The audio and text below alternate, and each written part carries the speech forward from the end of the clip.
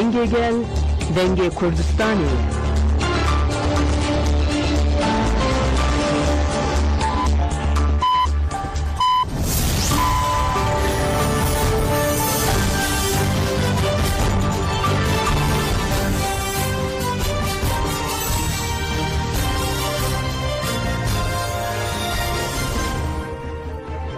جنابندان چنان رادیو دنگ گلدن باش بودارین هنجه ایرو 21 نیسان 2025 دوشنبه بروکسل ساعت 9 لا پدیده امنو چند سرت و پیشکش بکندم دم آزادی اره براپویه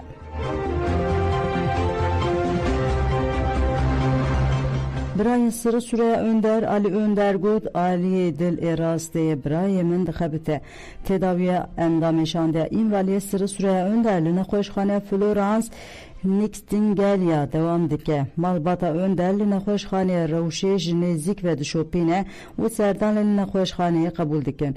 Birayê Sir Sûre Önder Ali Önder derbarê rewşa dawiya birayê xwe de axiviyê got bijîşkên ku ameliyat kirin mucizeyek kirin. Rewşa wî ya stabil berdewam dike. Lê ew stabil li gor bijîşkan baş e. Hêviya me jî ev e ku baş bibe. Heke birayê min baş bibe wê bi xêra duayan gel baş bibe. Ji bo şiyarkirin rojeke diyarkirî tineye li gor rewşê û başbûnê wê şiyar bibe. Duh di satên nîro de ji me re gotin ku aliyê dilê wê yê rastê jî dixebite. Ew yek jî ji bo me geşêdaneke baş e.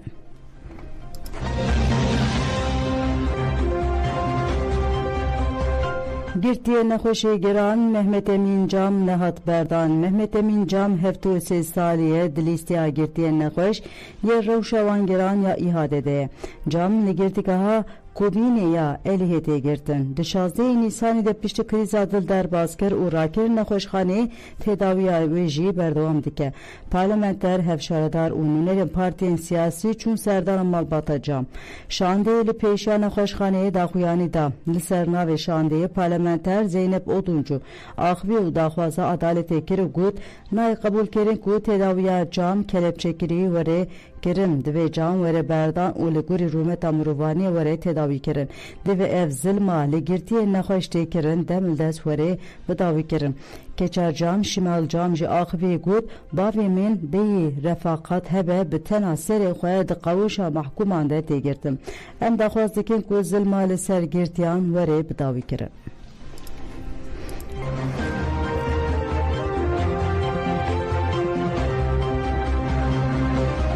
Şehidên Azadiya Kurdistanê li Sant Avol hatin bîranîn şehîd Rûjiyen Rûken, Memyan Serhat, Xeyrî Andok û Xelîl di dem û cihên cuda de şehîd bûbûn. Ji bo şehîdên Azadiya duh li Fransa bajarê Sant Avol de merasima bîranî hate pêkanîn.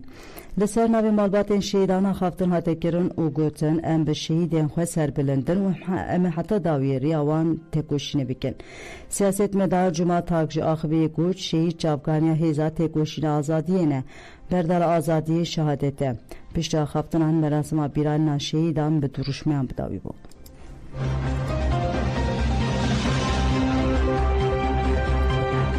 Biryara avakirina kolektifa rojnamevanên Kurd yên li Awropayê hat girtin. Hatiyarkirin ku rola medyayê ne têne teşhîrkirin û ragihandine di heman demê de perwerde ve guhertin û avakirinê jî. Ji bo ku ev kar baş bê kirin pêdivî û birêxistiniya rojnamevanan heye.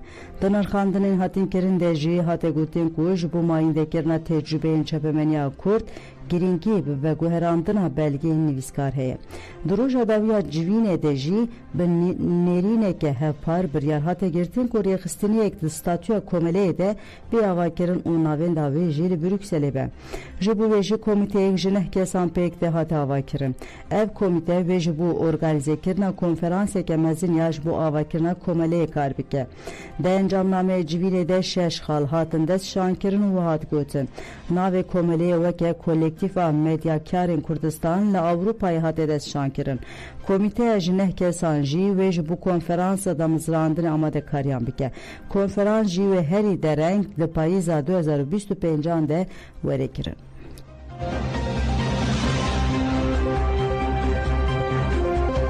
Li Marsilya û Viyana Kongreya Meclisa gel hat darxistin. Di Kongreya Meclisê de raporên xebatên Heyama beri hate peşkeşkirin raporu de çalakên hatele darxistin pirsgirêkên ku derketine holê û destkeftî bi berfirehî bi beşdaran re hate parvekirin. Rojdevavan û nivîskar Ferda Çetin geşedanên polîtîk ên rûşata navîn û Kurdistanê nirxand û balk şanser giringa perspektîv û banga aştiya civaka demokratîk a Rêberapo. Berdevka mesajreya Marsilyayê Arîn Mîrkan jî balk şanser têkoşîna azadiya jinan. Di kongreyê de banga civaka demokratîk a Rêberapo jî hate xwendin. Nûner û hevserokên dema nûyê meclîsê bi dengdanê hatin diyarkirin. Kongre bi peyama xurt a îradeya demokratîk û hevgirtinê bidawî bû. Libyana Avusturyayê jî civaka azad heştemîn kongreya xwe li darxist. Endamê dîwana hevserokatiyê KCDK'yê Murat Ceylan û nivîskar Fuad Kav jî beşdarî kongreyê bûn. Di kongreyê de geşedanên siyasî ên dawî hatin nirxandin û hevserokên dema nû hatin hilbijartin. Nivîskar Fuad Kav xîtabî beşdaran kir û derbarê pêvajoyê aştî û civaka demokratîk de got tevlîbûna Rêberapo ya li vê pêvajoyê şertê ewil ê aştiyê ye. Dema Rêberapo li ser masayê bê wê gavê îhtimal pêşketina pêvajoyê heye. Li aliyekê hevdîtin berdewam dike, li aliyê din jî bombebaran berdewam dike. Ev nakokiyek mezin e. Fuad Kav bahsa mijara fesîkirina PKK jî kir û wiha got têkoşîna çekdarî tişta dihat xwestin kir niha dema çareseriya demokratîk e. Ji bo vê jî azadiya Rêberapo û peywendiya wî ya bi gerîla û ger re şert e. Çareserî hîna jî mümkün e. Lê divê înisiyatîfa Rêberapo qebûl bikin. Di dawiya kongreyê de hevserokên nû yên civaka azad meclis û xebatên dema bên hatin eşkerekirin.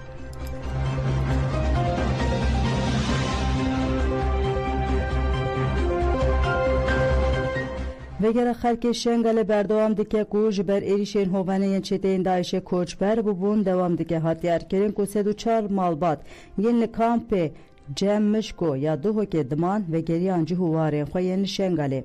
Piranî malbat ji du gureyê ya Bakurê Çiyayê Şengalê ne. Têpayên ku hejmara koçberên Şengalê yên li kampan dimînin û vegeriyan cî hûvarên xwe bigîje 500 malbatan. Malbatên vegeriyan gotin ku xelkê Şengalê dixwazin vegerin cî hûvarên xwe û navê xwe qeyd dikin. Lê rastî astengiyên hêzên PDK jî berdewam bibe.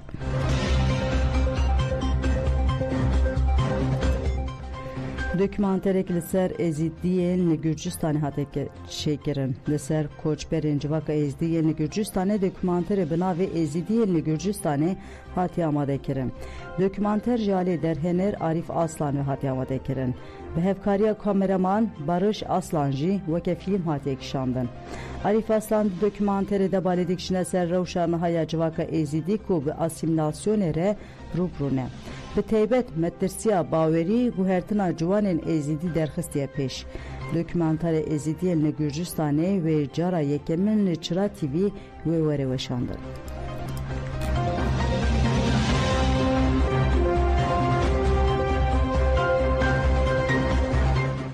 Li kantona Firatê çar bikaranê hişbirê hatin girtin. Navên de ragihandira hêzên ewlekariya hundirû ragihand ku de encam operasyoneke serdegirtinê li kantona Firatê de çar bikaranîrên hişbirê girtin.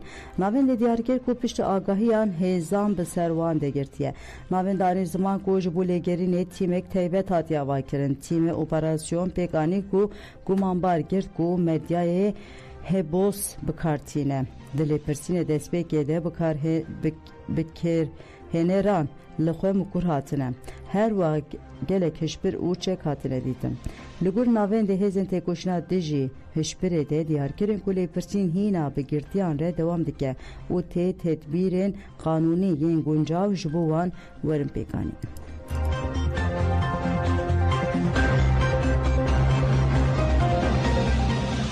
Duh li Qamişlo Mîrcana jinan ya huner û wêjeyê hatibû li darxistin. Gelek jin bi hunera xwe ya destan beşdarî Mîrcanê bûn û hunera xwe pêşkêş kirin. Elîn Osman beşdarî herî biçûk ya Mîrcanê bû. Elîn têkildarî kar û xebatên xwe axivî wiha got. Li 12 saliya xwe de min ji xwe re bi morik û ta dest bi karê destan kir. Dema min di karê destan da şaşîtî dikir, bi taybetî dayîka min rastî şanê min dida. Pişe min dest ji çêkirina bazin gustîk zincîr tiştên ku dîwaran dixemînin kir. Amûrên min jî morikên renk bi renk û cûreyan têne. Ali Osman Heridaviyev tişgotun cara yekemine beştarim hiricanê dibim dema xelk tên ji min re dibêjin karê te pir xweşike ez pir kêxweş dibim. Daxwaza min ew e ku ez ji we kesên pispor xwe pêş bixim û civak jî ji karê min hez bike. Karê dest keda mirov baxtewariyê dide mirovan.